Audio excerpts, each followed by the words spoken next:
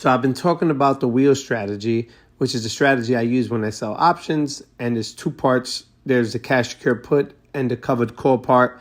This is going to be part 2.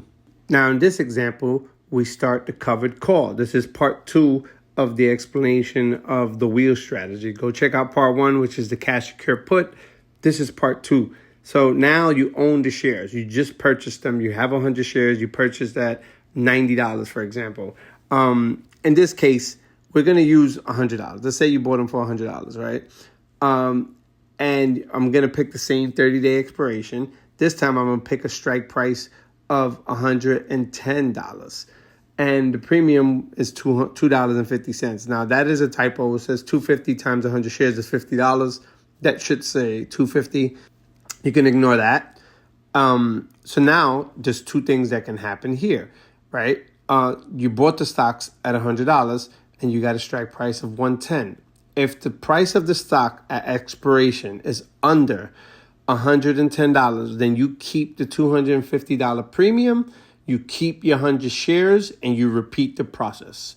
You buy another, you open up a contract for another covered call for the next month.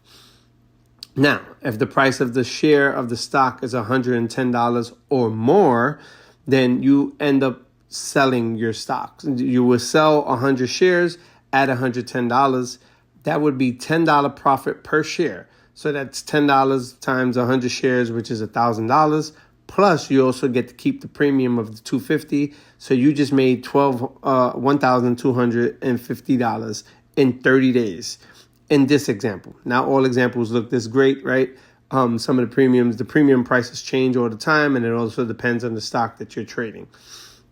And that's what a covered call is. So it's essentially as if you bought a house and then you Airbnb it, right? You rent it out, weekly or bi-weekly or monthly. That's essentially what you're doing. This is digital real estate. You buy 100 shares of a stock, you sell a covered call for a price higher than what you paid for. Instead of picking $110 as a strike price, you could have picked $105 and make $500. You could have picked $103. It's up to you, right? Just know one of the good things and one of the good strategies that I like to use is if you don't mind selling the stocks, the lower the strike price, the higher the premium. So this example might be exaggerated with $250, but it is possible with stocks that like Tesla or Google or Amazon. But for example, chances are that if you bought the stocks at 100 and you pick a strike price of 101 or 102, that premium will be higher than picking a strike price of 110 or 115. The premium is going to be lower.